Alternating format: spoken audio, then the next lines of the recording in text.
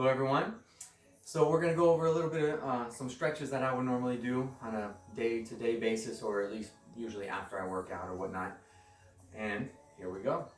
So first one is just going to be toe touches. Toe touches is just going to mainly work on the hamstrings, right? So I'm just trying to stretch out. I'm trying to keep my knees as straight as possible and bending down obviously to touch my toes.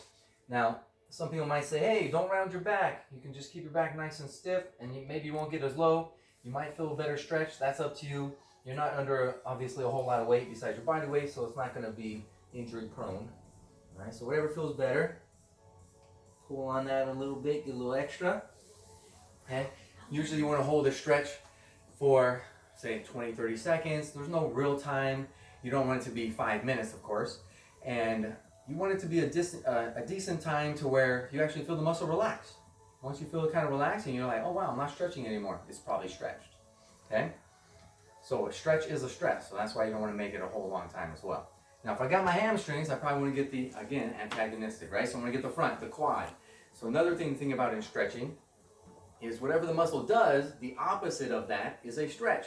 So if my quad extends my leg, right? It straightens my leg out. And this is my quad, nice and hard right now. Well, opposite of straightening my leg is bending my leg. So if I bring it behind me, then I'm going to have a fairly good stretch. Now, the one I did previously and this one are both standing. You don't have to do them standing. Either one of these you can actually do seated, right? So if I was down here on the ground and it was just more relaxing to me, I could always just do this, right? Go for my toes here, stretch out, pull down here if I need to, all right? Also good back stretch. And for the quad one, I can bring my leg behind me and I can just lean back to where I feel comfortable. Maybe just to my hand, maybe to my elbow, maybe all the way to the floor. That's up to you. You gotta see what you're gonna do, what feels comfortable here. It's not lifting way off the ground because it's too difficult. Okay? So now we got some hamstrings, we got some quads. Another good one would be some hips. Okay? So in soccer we call them Hollywoods many times. So I'm going to take one leg up and over my opposite leg that's on the ground still, straight. And then I'm going to twist towards the leg that I put over the top. So this is my left leg up and over my right leg. So I actually twist towards my left. And I can use my arm to kind of push on that leg a little bit more, get a little bit more stretch to my lower back and my glutes, right? If I can't even twist that far, you're like, I can't even get my elbow on the other side. You can always just grab it with your arm.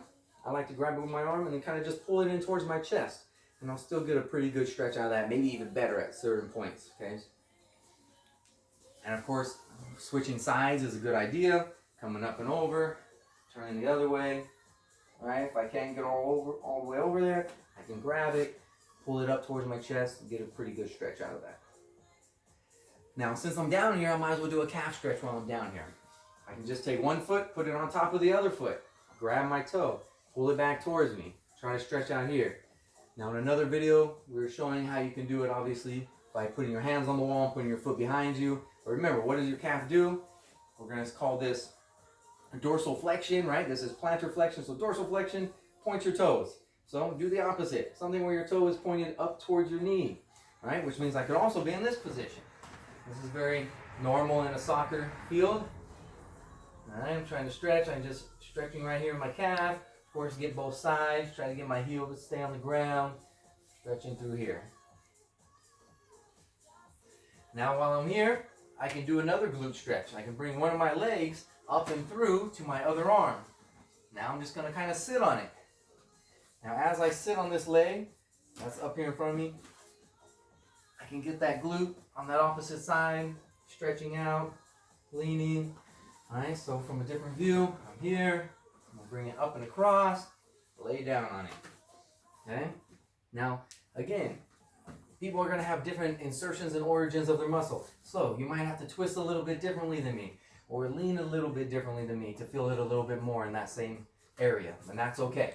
Just find out what works for you, play with it a little bit. All right? Now, another one is butterflies. All right, last one, lower body will do.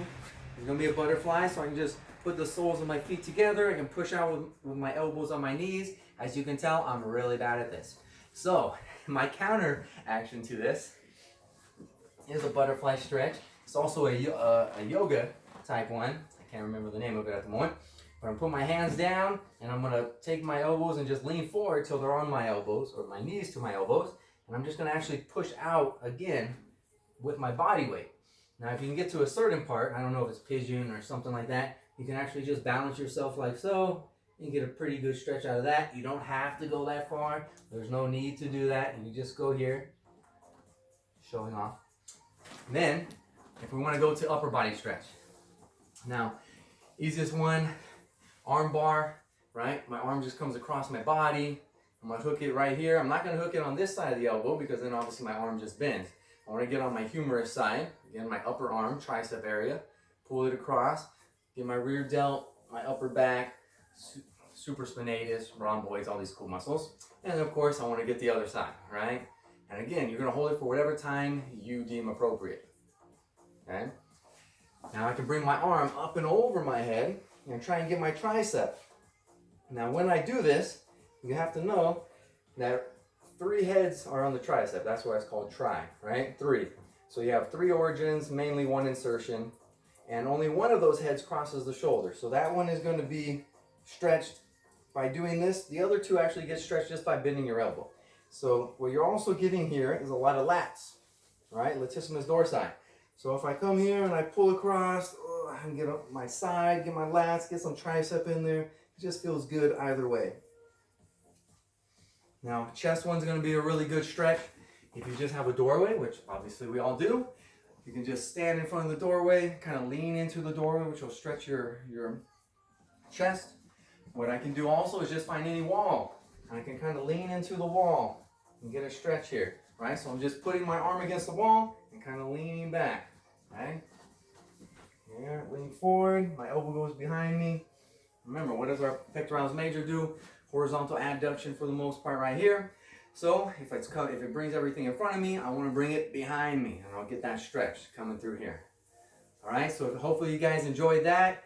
That was stretching number 5. Thank you.